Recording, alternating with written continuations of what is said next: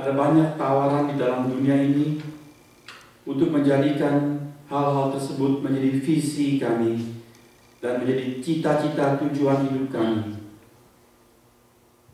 Namun di atas segalanya itu ya Tuhan,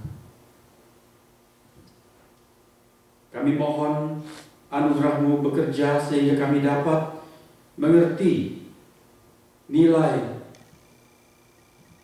persekutuan dengan Engkau, nilai hidup bagi Engkau. Dan karena mengerti tata nilai yang baru itu, kami boleh menjadikan Tuhan sebagai visi kami, sasaran dan tujuan kehidupan kami. Memilih Engkau lebih dari segala-galanya yang lain. Di dalam keadaan apapun, Engkau menjadi pokok pikiran kami, kerinduan kami. Kiranya perenungan firman Tuhan berikut ini, baik untuk kami yang dewasa maupun untuk anak-anak di dalam kelas mereka, menjadi bekal kehidupan kami, membuat kami makin terampil untuk memilih Engkau lebih dari segala sesuatu yang lain. Terima kasih. Bersabdalah, kami hendak mendengar, demi Kristus Yesus. Amin.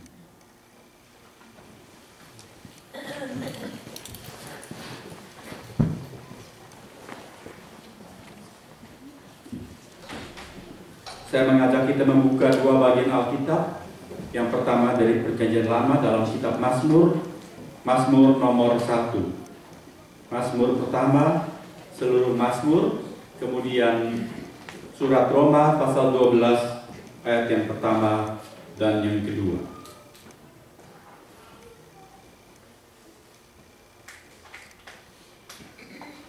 Mazmur yang pertama, saya hendak mengajak kita membaca Mazmur ini dengan silih berganti. Saya membaca ayat yang pertama, jemaat sekalian membaca ayat yang kedua, begitu kita bersautan sampai dengan ayat yang terakhir, dan saya akan ikut membaca di ayat yang ke-6 nanti. Saya mulai di ayat yang pertama, Mazmur nomor 1, ayat yang pertama.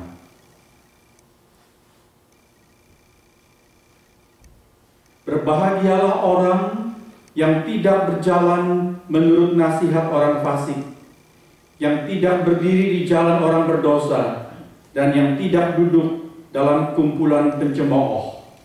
Tetapi yang kesukaannya ialah Taurat Tuhan, dan yang merenungkan Taurat itu siang dan malam.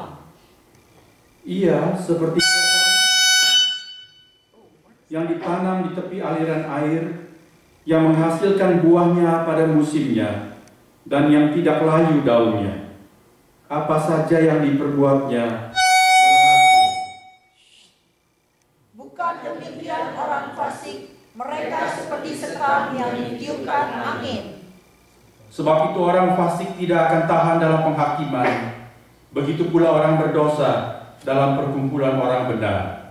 Sebab Tuhan mengenal jalan orang benar, tetapi jalan orang fasik menuju kebinasaan. Amin. Mari kita melihat Roma pasal 12 ayat yang pertama dan yang kedua. Roma pasal 12, Alkitab saudara sudah diberikan tanda oleh Asyir, selalu diberikan batas benang pembatas tersebut. Roma 12 ayat 1 dan 2 saya bacakan untuk kita sekalian. Karena itu saudara-saudara, demi kemurahan Allah, aku menasihatkan kamu supaya kamu mempersembahkan tubuhmu sebagai persembahan yang hidup, yang kudus, dan yang berkenan kepada Allah. Itu adalah ibadahmu yang sejati. Janganlah kamu menjadi serupa dengan dunia ini, tetapi berubahlah oleh pembaharuan budimu, sehingga kamu dapat membedakan manakah kehendak Allah, apa yang baik, yang berkenan kepada Allah, dan yang sempurna. Minggu lalu kita sudah dimengertikan bahwa Allah menghendaki kita berbuah. Berbuah merupakan kehendak Allah untuk kita, umat tebusannya. Rasul Paulus di dalam setiap surat yang dia tulis selalu mempunyai dua bagian besar di dalam surat-suratnya. Bagian pertama dia selalu menulis mengenai doktrin, mengenai dasar-dasar pengajaran, supaya mengisi konsep kita mengenai bagaimanakah atau siapakah itu Allah, bagaimanakah kehendak Allah, bagaimanakah Allah menebus kita, dan sebagainya. Tapi kemudian dalam paruh kedua setiap surat Paulus, dia selalu menulis atau mengajar hal-hal yang praktis. Roma 12 untuk surat Roma adalah bagian kedua tersebut, permulaan bagian kedua. Dia awali dengan karena itu. Karena segala kebenaran yang sudah diajarkan di pasal-pasal sebelumnya, Paulus memberitahukan, dan demi kemurahan Allah, yaitu karena segala kebaikan yang Allah telah berikan kepada saudara dan saya, maka Paulus menasihatkan kita supaya mempersembahkan tubuh sebagai persembahan yang hidup. Saudara-saudara, Allah menghendaki kita berbuah. Apakah itu buah? Buah pada hakikatnya adalah suatu byproduct, suatu hasil dari hidup dan manifestasi hidup.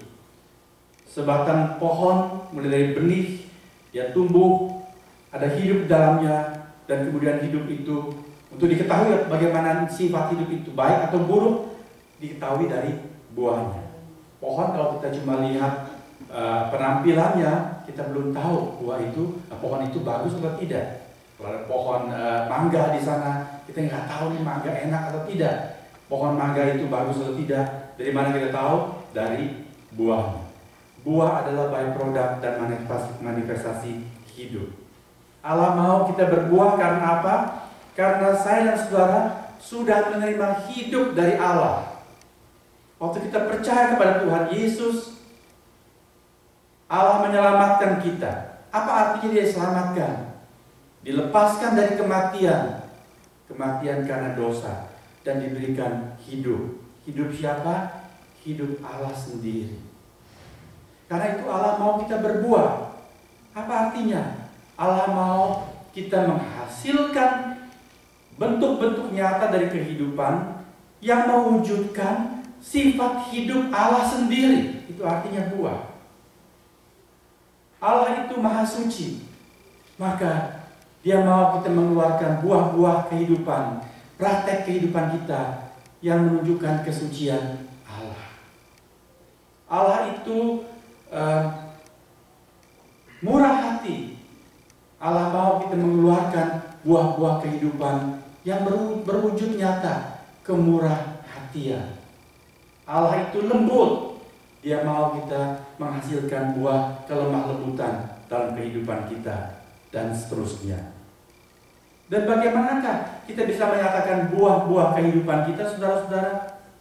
Rasul Paulus dengan sangat jeli memberitahukan satu langkah yang praktis. Dia katakan, persembahkanlah tubuhmu sebagai persembahan yang hidup, yang kudus, dan yang berkenan kepada Allah. Itu adalah ibadahmu yang sejati.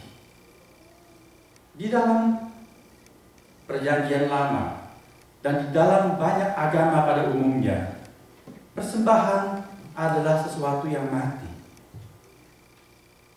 Kalau persembahan di bawah sesuatu yang hidup, sebelum dipersembahkan dia disembelih. Betul? Lembu dibawa, lembu itu disembelih, lalu dibawa ke atas mezbah, dibakar, dipersembahkan kepada Allah.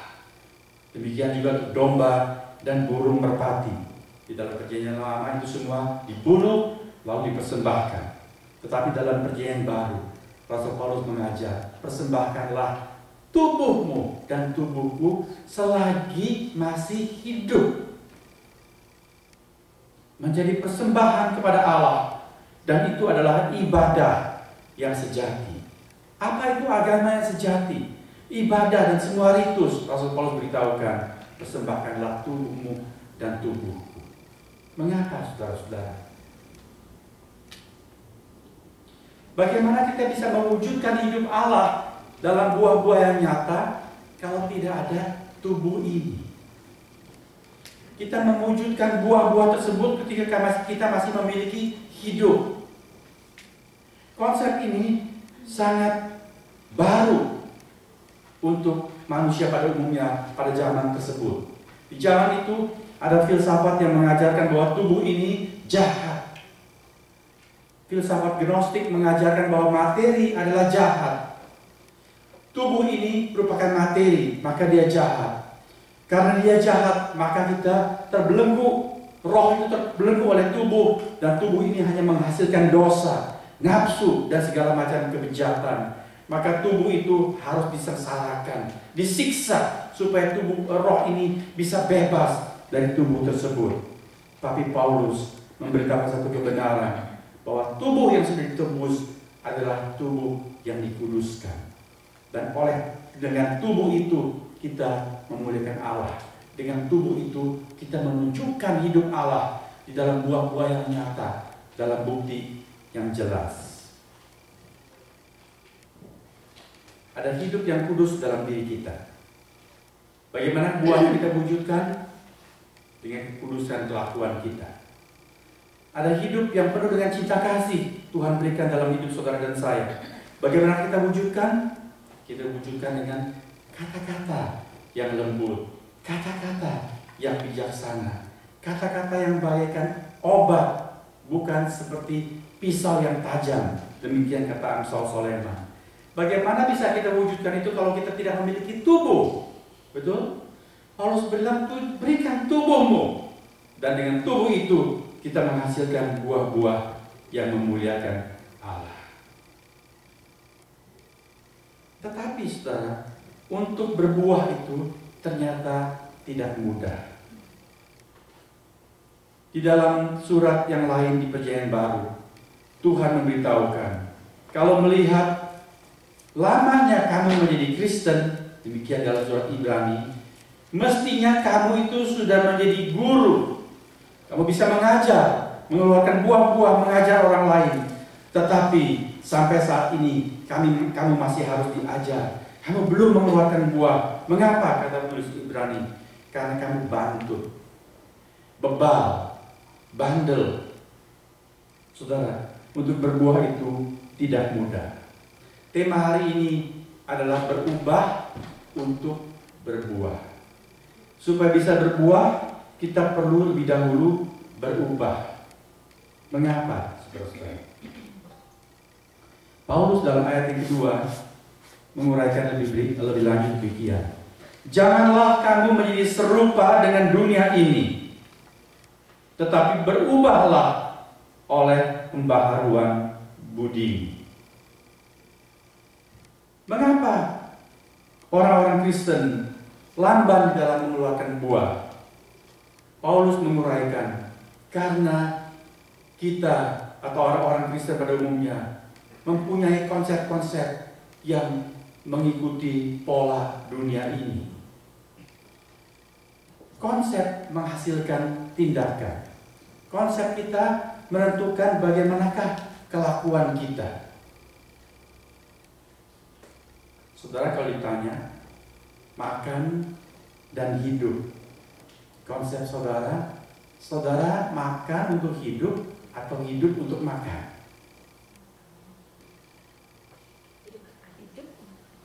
Konsep itu mempengaruhi tindakan. Kalau orang yang mempunyai konsep bahwa hidup itu untuk makan, maka makan nomor satu. Nomor satu selalu makan. Chinese rupanya punya konsep hidup untuk makan. Setiap kali kalau ketemu tanya, udah makan belum? Tanya, yang penting makan. Makan yang enak, tidak peduli apapun, pokoknya kita menikmati makanan. Dan itu mempengaruhi tindakan, akhirnya merugikan kesehatan kita. Tapi kalau kita mempunyai konsep hidup untuk makan, maka kita makan secukupnya. Kita makan